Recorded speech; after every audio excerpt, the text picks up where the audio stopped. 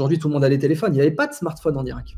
Il n'y avait pas de smartphone à l'époque de l'Irak et il n'y avait pas de smartphone en Irak.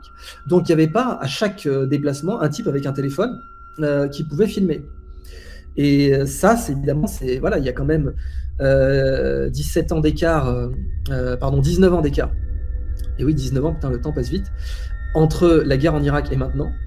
Et 19 ans, ça change complètement la donne sur les réseaux sociaux, sur l'influence, etc. Donc, voilà pourquoi Poutine n'est pas du tout dans une bonne situation aujourd'hui, mais vraiment pas du tout.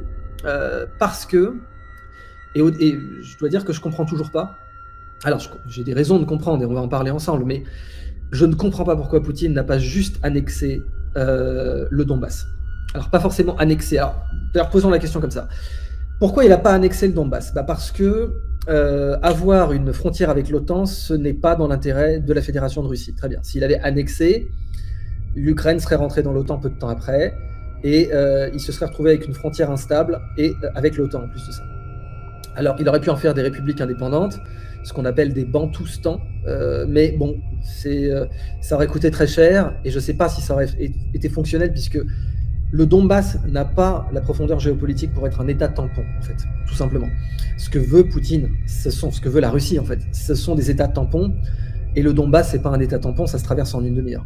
Donc une Ukraine qui, elle, se traverse en 15 heures de voiture, là oui, ça peut être un État tampon. Mais juste le Donbass, non. Donc l'annexion juste du Donbass, ça n'aurait pas satisfait ses objectifs géopolitiques. Donc c'est sans doute pour ça qu'il ne l'a pas fait. Et je pense que Poutine est arrivé à la conclusion que s'il l'avait fait, il aurait juste accéléré l'entrée de l'Ukraine dans l'OTAN et que ça aurait rendu la situation pire. Donc, ce n'est pas ça qu'il a fait. Je pense que c'est une connerie et j'insiste, hein, je ne vais pas me cacher de le dire. Vous laissez de côté le biais donc, que j'ai des amis très proches à Tchernihiv, mais les gens qui connaissent mes positions géopolitiques, de toute façon, savent très bien quelle était ma position sur Poutine avant la guerre avec l'Ukraine. Mais donc, je pense que c'est une connerie parce que Poutine ne tient pas Kiev. Et en fait, il ne tient pas Tchernihiv, au passage. Voilà, je le tiens de mes amis qui sont sur place. Il a dû contourner la ville. Alors, elle est encerclée, évidemment, elle ne présente pas de menace, oui, mais n'empêche qu'il ne la tient pas. Et ça présente tout un tas de problèmes. Maintenant, qu'est-ce que c'est que la zone par laquelle Poutine est rentré pour aller à Kiev? Eh ben, c'est une... Alors, enfin, je vois des questions qui commencent à arriver dans le chat. Je vous fais d'abord le développé de la vidéo et on prendra les questions après. Donc, je vais demander à quelqu'un de me faire un résumé des bonnes questions. Voilà, de me faire un petit résumé des questions. Je vois plein de très bonnes questions qui passent dans le chat. Mais là, pour l'instant, je peux pas les faire. Je vais pas les prendre maintenant. Alors, donc, laquelle Poutine menace Kiev. C'est une zone très dangereuse pour lui. Parce que c'est une zone totalement boisée. Alors, j'y suis allé. C'est un terrain que je connais. J'y ai passé 3 jours, en fait. Donc, pas à Tchernihiv, la ville, mais dans les forêts. Les forêts autour de Tchernihiv, Pripyat, etc. C'est des forêts que j'ai visitées. En fait. D'ailleurs, vous pouvez faire des visites de Tchernobyl quand vous êtes à Kiev. Et ayant vécu à Kiev, je l'avais fait. Mais au-delà de ça, j'ai été dans ces forêts. Et je peux même vous dire maintenant, il y a prescription, j'ai tiré à la calache dans ces forêts. Donc on m'a mis une cible et tout, tac.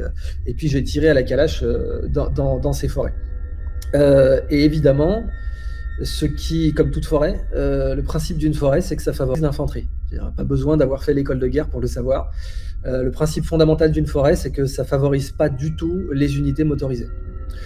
Et donc du coup, quand vous avez une colonne, comme le ravitaillement russe actuel, une colonne de 40 km qui va vers Kiev et qui passe par la forêt, et qui est mal ravitaillée de base, parce qu'elle l'est, eh ben, vous êtes dans la merde parce que vous ne pouvez pas contrôler la forêt.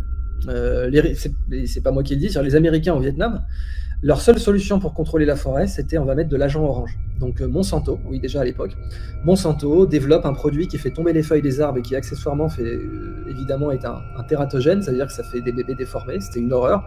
Et le Vietnam a payé un prix très très très lourd par cet agent orange. Et donc la solution qu'avaient les Américains pendant le Vietnam pour contrôler de la forêt, et des espaces de forêt qui étaient pas forcément plus vastes que les espaces de forêt qui nous intéressent là, mais c'était de tout asperger à l'agent orange. Bon. Les Russes peuvent pas faire ça, et de toute façon je suis même pas sûr que l'agent orange marche sur les conifères, c'est tout con.